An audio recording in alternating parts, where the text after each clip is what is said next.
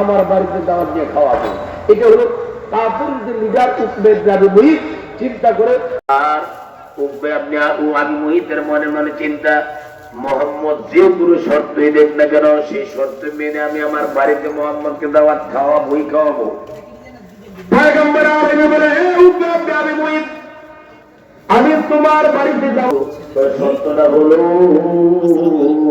যদি তুমি এই মুহূর্তে কালিমা স্বীকৃতি দিতে পারো তাহলে আমি তোমার বাড়িতে দাওয়াত খাবো। দাওয়াত খাওয়ার জন্য গেছে মক্কার আরো দিকে ব্যক্তি, আপনার নেতৃস্থানীয় ব্যক্তিদেরকে দাঁড়িয়ে উবাই আব্দুল্লাহ ইবনে উবাই এসে বলে, দোস্ত ভাই কি শুনলাম তুমি নাকি মুহাম্মদের হাতে কালেমার মুসলমান হয়ে যেত। আমার ইচ্ছা ছিল না কালেমা পড়া, এই মুহাম্মদকে দাওয়াত দিয়েছি, মুহাম্মদ বলে তারও আছে, আমার মনে ছিল না না যে তারও আনলে এটা মুহাম্মদের সাথে কি করলে তুই বিশ্বাস করবি? আব্দুল্লাহ ইবনে উবাই বলে, দোস্ত রে বিশ্বাস করতে পারি, শর্ত হলো যদি এই মুহূর্তে আমার সামনে যাইয়া মুহাম্মদের মুখে তুমি নিক্ষেপ করতে পারিস।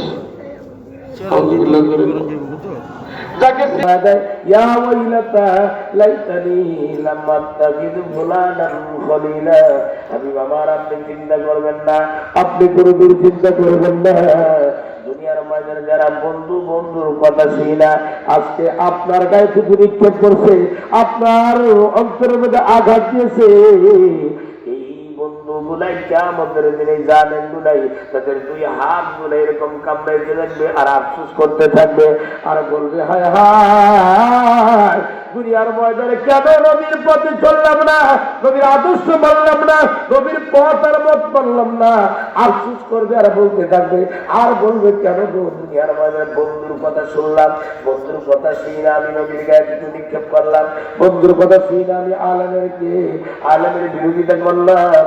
এই জালিম বলে কিয়ামতের দিন তারা আফসোস করতে থাকবে। আল্লাহর বান্দারা, আমাদের দেশে অনেক মানুষ আছে বন্ধু বন্ধুর কথা শুই না, এক বন্ধু আরেক বন্ধু খারাপ হয়ে যায়, ঠিক না ঠিক? তিন বন্ধু একসাথে হাঁটতেছে, দুই বন্ধু বিড়ি খায়, আরেক বন্ধু বিড়ি সিগারেট কিচ্ছু খায় না। এবার দুই বন্ধু বলতেছে, দোস্ত একটা টান দে, কয়টা বন্ধু আমি খাই নাই, তারে একটা টান দে, কয় না দোস্ত আমি এগুলো খাই না, কারে এক টান দিলে কিচ্ছু হবে না, কয় না দোস্ত আমি এগুলো খাবো না, যদি আমাদের সাথে আজকে একটা না দিস তাহলে আর কোনদিন আমার সাথে শুনতে পারবি না। ওই দুইটা এবার ভালো করে একটা তস্কিল করতেছে, কিসের তস্কিল? বিড়ি খাওয়ার তস্কিল। এবার দুইটার চাপে পইরা একসাথে চলবে এই জন্য বলতেছে ঠিক আছে দেখ।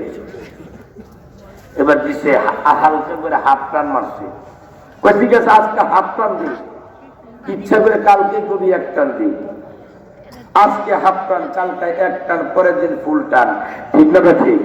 আজকে বিড়ি খাওয়া শিখে বন্ধুর তালে পয়রা, পরের দিন গাঁজা খাওয়া শিখে, তারপরে ইয়াবা খাওয়া শিখে, তারপরে পিস্তল মেরে সন্ত্রাসী চাঁদাবাজি করা শিখে, ঠিক না ঠিক?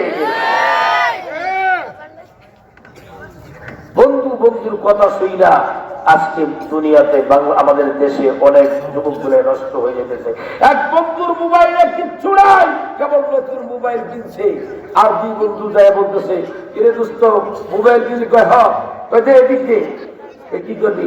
আমার মোবাইলের মধ্যে অনেক সিনেমা আছে, নাটক আছে, ল্যাংটা ছবি আছে, এগুলো দিয়ে ঢুকাইয়া বাড়িতে শুয়েছি একা একা থেকে, ঠিক না ঠিক? যেরকম ঠিক না ঠিক?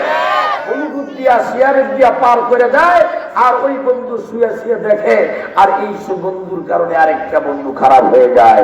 এই জন্য আপনার সন্তানটাকে কার সাথে চলতেছে একটু খেয়াল রাখবেন। এই যার সাথে চলতেছে এই কি বিড়িখোর না ইয়াবাখোর না তারিখোর না নিশাখোর? আল্লাহ আজকের বিশেষ মঞ্জুর করে নাও, জানে বলে বরকত দাও, হায়াতে দান করো।